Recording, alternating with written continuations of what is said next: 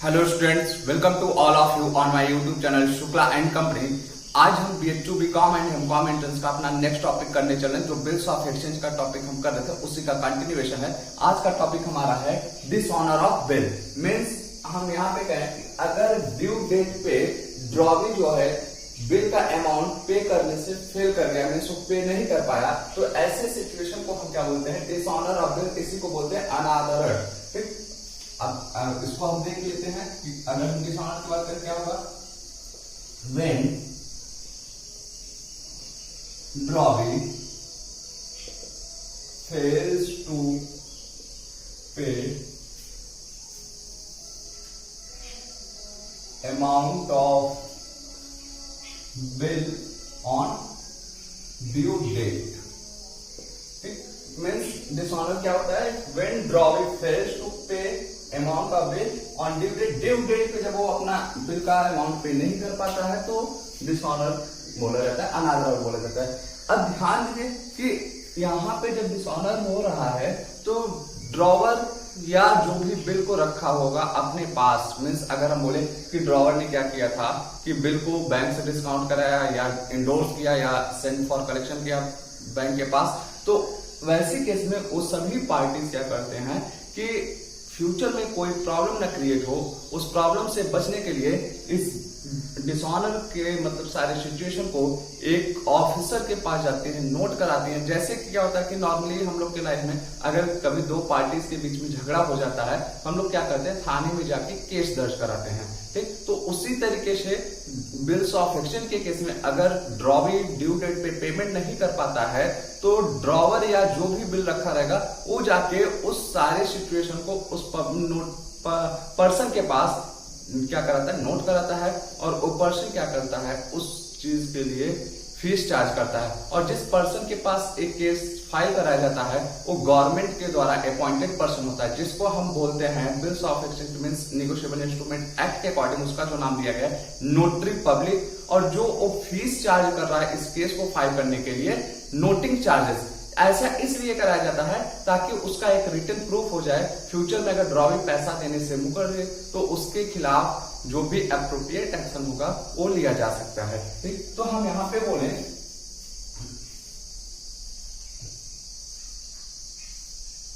Notary public के पास क्या किया जाता है? केस या हम कह सकते हैं सारा चीज जो भी उस बिल के डिसऑनर से रिलेटेड सिचुएशन होता है उसको बताया जाता है। एंड वो क्या करता है? नोटरी पब्लिक फीस चार्ज करता है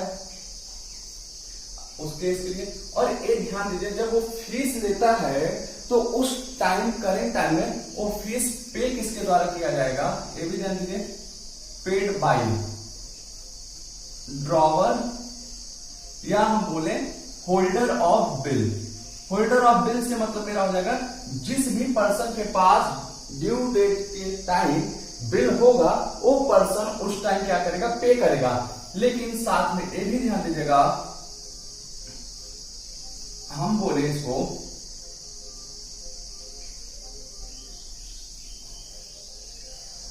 अल्टीमेटली किससे कलेक्ट किया जाएगा? तो अल्टीमेटली कलेक्ट की बात अगर आए तो ड्रॉवी से कलेक्ट किया जाएगा। कहने का मतलब मेरा है कि जो नोटिंग चार्जेस आप पे कर रहे हैं किसकी वजह से कर रहे हैं? तो वो पे कर रहे हैं ड्रॉवी की वजह से। तो जिस टाइम बिल डिसऑनर होगा उस टाइम जो भी होल्डर ऑफ बिल होगा वो पे कर देगा, लेकिन बाद में ड्रॉवी से कलेक्ट किया जाएगा। और जो फीस यहाँ पे किया जाता है इसको बोला जाता है नोटिंग चार्जेस। ध्यान दीजिएगा, पूछा जाता है नोटिंग चार्जेस क्या होता है? तो ये नोटिंग चार्जेस वो अमाउंट होता है जो डिसऑनर ऑफ बिल के केस में नोटरी पब्लिक को पे किया जाता है। पे किसको किया जाएगा? नोटरी पब्लिक को। तो अब हम इससे रिलेटेड आइए अकाउंटिंग अपना देख लेते हैं कि क्या जनरल एंट्री हमें करना पड़ेगा। तो आपको अगर याद हो तो जब हम बिल्स ऑफ एक्सचेंज का जनरल एंट्री बताए थे तो 4 केसेस आपको बताया। मीन्स अगर ड्रॉवर के पास बिल हो, फिर उस बिल को बैंक से डिस्काउंट कराया गया हो, बिल सेंड किया गया हो कलेक्शन के लिए, या इंडोर्स किया गया हो, तो हम सारे केसेस को यहाँ मेंशन नहीं कर रहे, केवल हम केस नंबर लिख दे रहे हैं। आप उस चीज को समझ जाइएगा।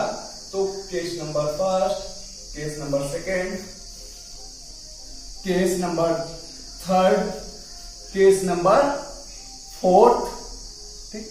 तो अब सारे केसेस में जिस दिन बिल डिसऑनर हो रहा है उस दिन क्या एंट्री होने वाली है। केस नंबर फर्स्ट मेरा ए था कि जब वो बिल ड्रॉवर के पास हो तो ड्रॉवर ऐसे केस में क्या करने वाला है, मीन्स अपने पास एंट्री क्या करने वाला है कि याद करिए जब बिल एक्सेप्ट किया गया था ड्रॉवी के द्वारा उस टाइम एंट्री क्या हुआ था, bills receivable account debit to drawee account, और हमारा यहाँ पे जो ड्रॉवर था ए था, ड्रॉवी कौन था, बी। तो ऐसे केस में हम यहाँ पे एंट्री करने वाले हैं drawee account debit, means B's account debit to bills receivable. हम यहाँ पे शॉर्ट में लिख रहे हैं BR, आपको पूरा कंप्लीट लिखिएगा, to bills receivable account to cash account. अब कैश में क्यों लिख रहे हैं, क्योंकि यहाँ पे नोटिंग चार्जेस का अमाउंट पे किया गया होगा ड्रॉवर के द्वारा और वो कैश में पे किया गया होगा। ऐसा नहीं है कि जब नोटिंग चार्जेस पे किया गया ना ड्रॉवर जाएगा दौड़कर ड्रॉवर को बुला कर लेगा, चल भाई तू नोटिंग चार्जेस दे दे। नहीं, ड्रॉवर क्या करेगा उस टाइम पे कर देगा, फिर जब टाइम आएगा वो ड्रॉवर से कलेक्ट कर लेगा। तो यहाँ पे हम बात करें वो बिल का अमाउंट जो बिल था प्लस यहाँ पे नोटिंग चार्जेस, ये दोनों लिखा जाएगा और दोनों का सम टोटल यहाँ पे आपका डेबिट में आ जाएगा, मीन्स बी के अकाउंट में डेबिट हो जाएगा। फिर अगर हम दूसरे केस की बात करें, बिल को बैंक से डिस्काउंट कराया गया था, तो यहाँ पे ध्यान दीजिए वो नोटिंग चार्जेस किसके द्वारा पे किया गया होगा, बैंक के द्वारा। तो हमारा जो एंट्री होने वाला है B's account debit to bank account. जब हम बैंक से बिल को डिस्काउंट कराए थे क्या हुआ था, bank account debit, discounting charges account debit to bills receivable. तो हम यहाँ पे अब एंट्री करेंगे B's account debit to bank account, noting charges plus bill का अमाउंट दोनों इसमें ऐड होगा। फिर अगर हम यहाँ पे बात करें कि बिल सेंट फॉर करेक्शन की बात, तो यहाँ पे भी हमारी एंट्री होगी B's account debit to bill sent for collection account.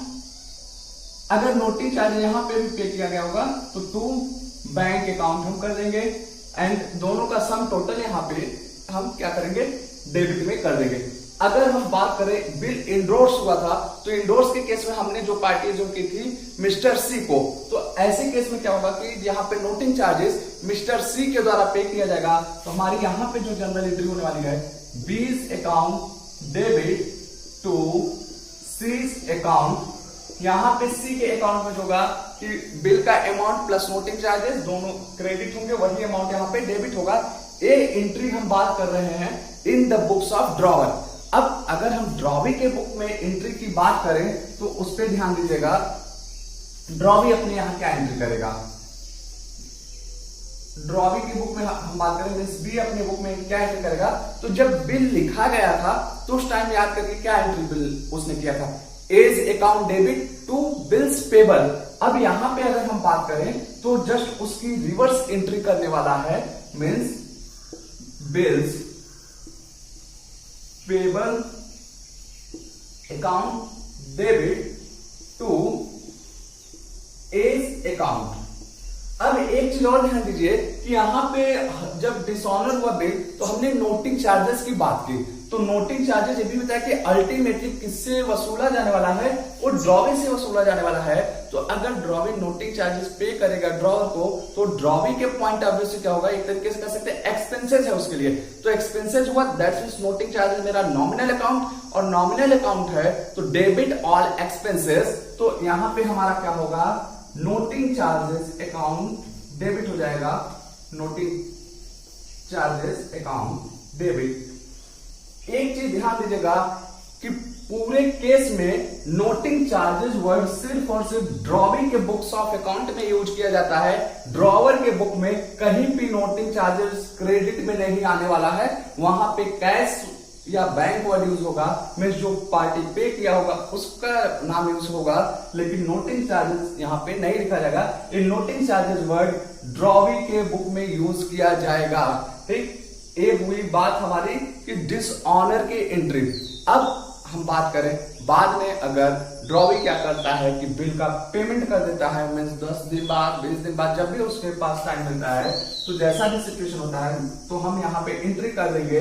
Payment किसको करेगा, ए को करेगा, तो A's account debit to cash और बैंक अकाउंट वो क्रेडिट कर देगा, और यहाँ पे जो अमाउंट पे किया जाएगा बिल का अमाउंट प्लस नोटिंग चार्जेस दोनों का इंक्लूजन होगा, और ड्रॉवर अपने बुक में एंट्री क्या कर लेगा, बैंक और कैश जैसा भी सिचुएशन होगा, बैंक और cash account debit to B's account, उससे क्या हुआ, बी से पैसा मिल गया किसको, ड्रॉवर को। बाकी इन सारे केसेस में कोई एंट्री नहीं होने वाला है। अब ड्रॉवर अपने अकॉर्डिंग देखेगा कि वो कब किसको पेमेंट कर रहा है। ये हमारा डिसऑनर से रिलेटेड जो है एंट्री की बात हुई। आइए हम अगला टॉपिक भी देख लेते हैं। अब इसके बाद क्या सिचुएशन हो सकता है डिसऑनर के केस में, उस पर हम बात करते हैं।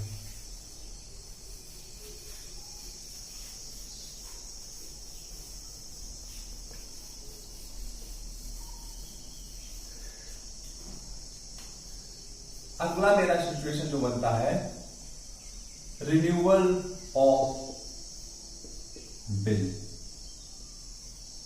यहां पे क्या था, ड्यू डेट पे ड्रॉवी जो है बिल का पेमेंट नहीं कर पाता है तो उसको डिसऑनर बोला गया। रिन्यूअल लगभग उसी तरीके से मिलता जुलता है, लेकिन एक थोड़ा सा टर्मिनोलॉजी बदल जाती है। यहाँ पे नोटिंग चार्जेस का केस नहीं आता है, क्योंकि यहाँ जो रिन्यूअल की बात हो रही है जिसको हम नवीनीकरण बोलते हैं, ये ड्रॉवर और ड्रॉवी के म्यूचुअल कंसेंट पे, मींस दोनों की सहमति पे यहाँ पे बात होती है, तो इसलिए नोटिंग चार्जेस की बात नहीं आती है। तो रिन्यूअल ऑफ बिल का मतलब क्या होता है कि ड्रॉवी ड्यू डेट या ड्यू डेट से पहले ड्रॉवर के पास जाके बोल दे कि मैं क्या उस बिल का पेमेंट नहीं कर पाऊंगा ड्यू डेट पे, आप उसकी जगह एक दूसरे बिल को लिख दीजिए। तो ऐसे केस को बोला जाता है रिन्यूअल ऑफ बिल। अब जब यहाँ पे रिन्यूअल ऑफ बिल की बात आ रही है तो क्या हो सकता है, ये भी ध्यान दीजिए, हो सकता है जो पूरा बिल का अमाउंट था वो पूरे बिल को रिन्यू किया जाए, या उस बिल में से सर्टेन पार्ट ड्रॉवी क्या करता है, पे कर दे कैश में, और बाकी जो रिमेनिंग पार्ट बचता है उसके लिए बिल को वो लिखवाए। कहने का मतलब मेरा है कि अगर 50,000 का बिल है तो हो सकता है ड्रॉवी इस पूरे 50,000 रुपए का रिन्यूअल की बात कर ले, या वो बोले कि 10,000 रुपए आप क्या करिए कैश में ले लीजिए, और बाकी जो है 40,000 रुपए का आप क्या कीजिए, रिन्यूअल ऑफ बिल, मीन्स एक नया बिल लिख दीजिए। तो अब ध्यान दीजिए कि क्या ड्रॉवर यहाँ पे एग्री करेगा कि ऐसा काम करने के लिए, वो एग्री करेगा, क्योंकि उसके पास ऑप्शन नहीं। अगर वो ऐसा नहीं करता है, मीन्स वो रिन्यू करने के लिए नहीं तैयार होता है, तो क्या होगा कि ड्रॉवर पेमेंट नहीं कर पाएगा, तो वो करेगा। लेकिन यहाँ पे ड्रॉवर भी अपना एक कर सकते हैं कि शर्त रख देता है, अपने तरीके कंडीशन लगाता है, वो बोलता है ठीक है हम रिन्यू तो करेंगे, लेकिन अगर मान लीजिए ये जो रिन्यू आप कर रहे हैं 3 महीने के लिए कर रहे हैं, या 2 महीने के लिए जो रिन्यूअल का टाइम आने वाला, मीन्स जो नया बिल लिखा गया फॉर एग्जांपल 2 महीने या 3 महीने के लिए लिखा जाने वाला है, तो ऐसे केस में होगा कि ड्यू डेट पे ड्रॉवर को पैसा जब मिल जाता तो उस पैसे का कुछ यूटिलाइज करता, लेकिन अब रिन्यूअल की वजह से क्या हो रहा है कि वो पैसा डिले हो रहा है, नहीं मिल पाएगा। तो ऐसे केस में ड्रॉवर बोलता है कि हम आपसे इसके लिए इंटरेस्ट लेने वाले हैं, मीन्स हम आपसे कुछ एक्स्ट्रा अमाउंट लेंगे। अगर आप ड्यू डेट को हमें पैसा देते हैं, हम उस पैसे को बैंक में ले जाकर जमा करते हैं या कहीं और यूटिलाइज करते हैं, मीन्स हम कुछ ना कुछ उसका यूटिलाइजेशन कर सकते थे, लेकिन आप पेमेंट नहीं कर रहे हो, तो इसकी वजह से क्या होने वाला है कि हमें उस इंटरेस्ट का लॉस हो रहा है, तो उसको हम क्या करेंगे, आपसे चार्ज करेंगे। तो और ड्रॉवी यहाँ पे देने के लिए रेडी भी हो जाता है। तो इस सारी सिचुएशन को हम देखते हैं कि इसका अकाउंटिंग कैसे होता है। तो जब हम अकाउंटिंग की बात करते हैं तो सबसे पहले एंट्री मेरी मींस रिन्यूअल ऑफ बिल के केस में क्या होती है कि जो पुराना बिल लिखा गया होता है उसको हम कैंसिल करते हैं। मींस अगर हम बात करें जब बिल लिखा गया था तो उस टाइम क्या एंट्री किया होगा drawer, bills receivable account debit to B's account means drawee account. तो ऐसे केस में जस्ट रिवर्स एंट्री हो जाती है, B's account debit to bills receivable account. फिर नए बिल लिखने की बात आती है, और यहाँ पे जो हम इंटरेस्ट की बात कर रहे हैं, अब वो इंटरेस्ट उनके क्या हो सकता है, म्यूचुअल कंसेंट के अकॉर्डिंग मींस उन दोनों के सहमति के अनुसार हो सकता है उस नए वाले बिल के अमाउंट में ऐड करके लिखा जाए, या ड्रॉवी ऐसा बोले कि आप इंटरेस्ट का अमाउंट तुरंत ले लीजिए, केवल जो बिल का अमाउंट है उसको रिन्यू करिए। जैसा भी होगा ये आपके क्वेश्चन में दिया रहता है। यहाँ आपके बीएचयू एंट्रेंस एग्जाम के पॉइंट ऑफ व्यू से उस चीज का उतना इंपॉर्टेंस नहीं बनता है। यहाँ पे आपसे उस इंटरेस्ट के अमाउंट को कैलकुलेट करने के बारे में पूछा जा सकता है या एंट्री के बारे में पूछा जा सकता है। तो एंट्री की बात हम करें तो अगर ड्रॉवर अपने यहाँ कर रहा है रिन्यूअल के केस में तो क्या एंट्री करेगा, हमने बोला कि जो पहले एंट्री किया था वो तो किया होगा। ड्यू डेट या ड्यू डेट के पहले जब रिन्यूअल की बात आएगी तो बिल के कैंसिलेशन की एंट्री होती है। यहाँ पे ध्यान दीजिए हम क्या करें, कैंसिलेशन की बात कर रहे हैं। तो ड्रॉवर क्या एंट्री करने वाला है, B's account debit to bills receivable account. और अगर हम ड्रॉवी की बात करें तो ड्रॉवी क्या एंट्री करेगा, वो यहाँ पे जस्ट इसकी रिवर्स एंट्री मींस जो अपने यहाँ एंट्री किया था bills payable account debit to A's account. यहाँ पे ये ऐसी एंट्री कर देगा मींस क्या हुआ कि बिल कैंसिल हो गया। अब अगर हम बोल रहे हैं कि ड्रॉवी ऐसा सिचुएशन लगाया कि जैसे हमने बोला कि वो बोला 10,000 रुपीज आप क्या करिए पहले ले लीजिए, तो चलिए हम उसकी एंट्री कर देते हैं कि वो क्या किया, bank account debit to B's account, पैसा जो मिला। फिर यहां पे वो अपने यहां एंट्री करेगा ड्रॉवी कि A's account debit to bank account जो 10,000 रुपए पे किया, हम यहाँ पे 10,000 लिख दे रहे हैं ताकि आपको समझने में आसान रहे। एक 10,000 की बात हो गई, ये हुई बात। अब वो बोल रहा है कि बैलेंस अमाउंट के लिए क्या करिए, एक नया बिल लिख दीजिए। तो नए बिल को लिखने से पहले क्या हुआ कि इंटरेस्ट की बात हम किए कि वो क्या कर रहा है ड्रॉवी कि इंटरेस्ट पे करेगा किसको, ड्रॉवर को, क्योंकि जो ड्रॉवर का लॉस होने वाला है उस लॉस की रिकवरी वो किससे करेगा, अल्टीमेटली ड्रॉवी से करने वाला है। तो ऐसे केस में आपका पहले जो एंट्री होने वाला है इंटरेस्ट के लिए ड्यू कराएंगे, मींस एक इंटरेस्ट की एंट्री पास करेंगे कि इंटरेस्ट ड्यू।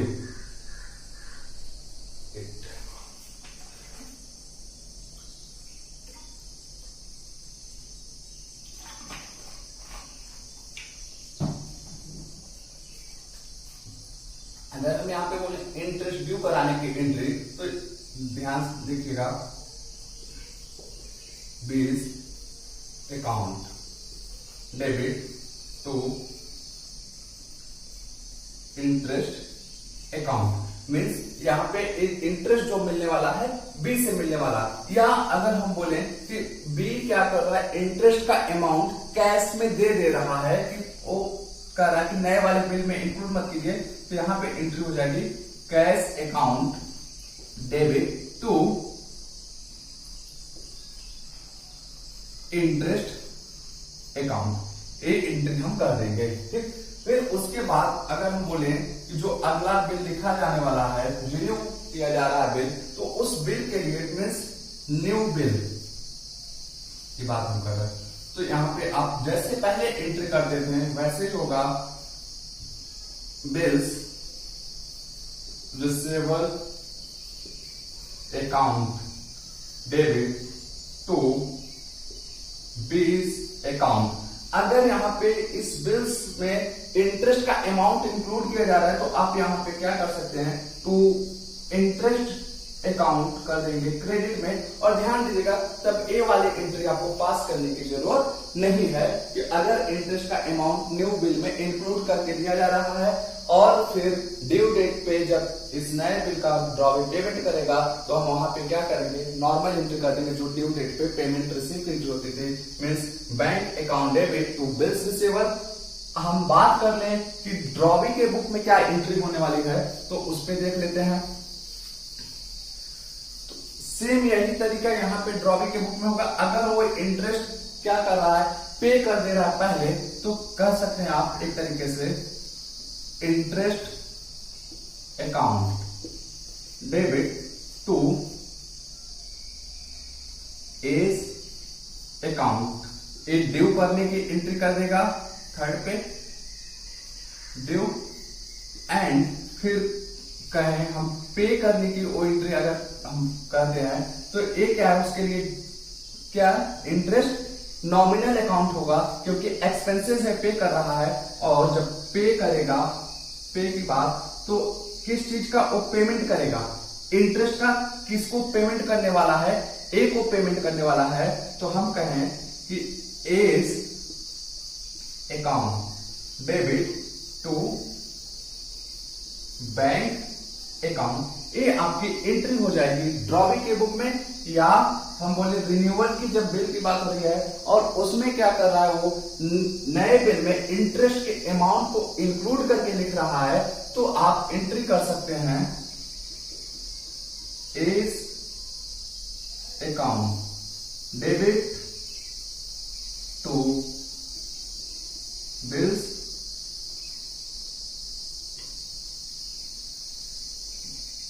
Payable account. और हमने बोला कि यहाँ पे इंटरेस्ट को इंक्लूड किया जा रहा है, तो इंटरेस्ट को आप क्या करो, डेबिट में कर दो to interest account, sorry interest account debit to नहीं, तो ये आपका क्या हुआ, ड्रॉविंग के बुक में एंट्री हो गया। और ड्यू डेट पे जब एक बिल का अमाउंट पे करेगा तो नॉर्मल एंट्री हो जाएगी bills payable account debit to bank account. ये है आपका रिन्यूअल का कॉन्सेप्ट। ठीक, अब एक कॉन्सेप्ट और आपका बच रहा है, हम उसको भी यहीं पे समाप्त कर देते हैं ताकि आपका बिल्स ऑफ एक्सचेंज का चैप्टर समाप्त हो जाए, जिसको बोला जाता है इंसॉल्वेंसी। इंसॉल्वेंसी मीन्स दिवालिया की बात कर रहे हैं। अगर आपका ड्रॉवी ड्यू डेट के टाइम इंसॉल्वेंट हो जाए, मीन्स वो बिल का अमाउंट पे न कर पाए। अब इंसॉल्वेंट दो तरीके से होते हैं, एक होता है फुल्ली इंसॉल्वेंट, पूरी तरीके से वो पेमेंट ना कर पाए। दूसरा होता है कि पार्सली इंसॉल्वेंट, मीन्स वो कुछ अमाउंट पे करे और कुछ अमाउंट नहीं पे कर पाए। तो हम दोनों केस में देखते हैं। तो अगर वो फुल्ली इंसॉल्वेंट हो गया तो ड्रॉवर के लिए क्या होने वाला है, वो बैड डेब्ट्स हो जाएगा, पूरी तरीके से क्या हो जाएगा, वो बैड डेब्ट्स हो जाएगा। ठीक, और इसी को अगर हम ड्रॉविंग के पॉइंट ऑफ व्यू से बोले तो इसको डिफिशियंसी बोलता है, मीन्स वो डिफिशियंसी बोलता है कि हम पे नहीं कर पाए इंस्टॉलमेंट होने की वजह से। तो हम बात कर लेते हैं एंट्री क्या होगा कि ड्रॉवर की बुक में एंड ड्रॉविंग के बुक में। ठीक, तो ड्रॉवर के बुक में अगर हम बात करें कि हम मान कर चलते हो फुल बैड डेब्ट्स हो, सॉरी फुल्ली इंस्टॉलमेंट हो गया, तो फुल के केस में तो वो पूरा अमाउंट उसका डूब जाएगा। तो यहां पे आप कर सकते हैं, सबसे पहले एक एंट्री आप पास करेंगे बिल को कैंसिल करने का। बिल को कैंसिल करने का एंट्री हमने आपको यहां बताया क्या होगा, bills account debit to bills receiver account. And फिर यहीं पे एक सेकेंड एंट्री आप कर सकते हैं कि bad debts account debit to bills account. अब देखिए हमने दो एंट्री जानबूझ करके कि आपको दिखा रहे हैं कि यहाँ पे बी डेबिट है, ये फिर यहाँ क्रेडिट है, तो यहाँ डेबिट क्रेडिट कैंसिल हो जाएगा। अल्टीमेटली आप कर क्या सकते हैं, bad debts account debit to bills receiver. एक एंट्री ये करेंगे आप अगर फुल बैड डेब्ट्स के केस है। हम अगर बात करें पार्शियल बैड डेब्ट्स का, पार्शियल बैड डेब्ट्स में कुछ पोर्शन वो पे कर रहा है, तो यहाँ पे जो पोर्शन आपको पे कर रहा है, जो पैसा मिलेगा, बैंक अकाउंट डेबिट फिर bad debts account debit to आप कर सकते हैं बिल्स रिसीवर अकाउंट। सारा का सारा अमाउंट यहाँ पे जो बिल का अमाउंट होगा वो आ जाएगा। तो ये देखिए क्या होगा कि जो पार्शियल बैड डेब्ट्स का केस है, मींस कुछ अमाउंट मिला कुछ नहीं मिला। और अगर हम ड्रॉविंग के केस में बात करें तो ड्रॉविंग क्या एंट्री करने वाला है, तो अगर फुल बैड डेब्ट्स हो जा रहा है तो वो करेगा bills payable account debit to deficiency account. ये करेगा अगर फुल का केस है। ठीक है, अगर हम बोले पार्शियल है, मीन्स कुछ अमाउंट तो पे कर रहा है कुछ नहीं पे कर, और बाकी नहीं कर पा रहा है, तो ऐसे केस में क्या एंट्री कर सकता है, bills payable account, debit to bank account to deficiency account. Means जितना अमाउंट को पे करेगा यहाँ पे आ जाएगा, बाकी जो नहीं पे कर पाएगा वो डेफिशिएंसी अकाउंट में चला जाएगा, और टोटल बिल्स पेबल। तो ये एंट्री आपकी हुई बिल्स ऑफ एक्सचेंज से रिलेटेड। मीन्स ये सारा कॉन्सेप्ट आपका बिल्स ऑफ एक्सचेंज से रिलेटेड हुआ। उम्मीद करते हैं आपको ये सारी बातें समझ में आई होंगी। अगर अब कोई डाउट्स होगा तो आप पूछ सकते हैं। बिल्स ऑफ एक्सचेंज का टॉपिक मेरे तरफ से खत्म होता है कि आप अभी भी क्वेश्चन पूछने के लिए ओपन है, मीन्स फ्री है, कि अगर आपको कुछ भी डाउट होगा तो जरूर पूछिएगा। क्लास कैसी लगी कमेंट बॉक्स में जरूर बताइएगा। फिर मिलते हैं नए क्लास में नए टॉपिक के साथ। तब तक के लिए गुड लक, थैंक यू।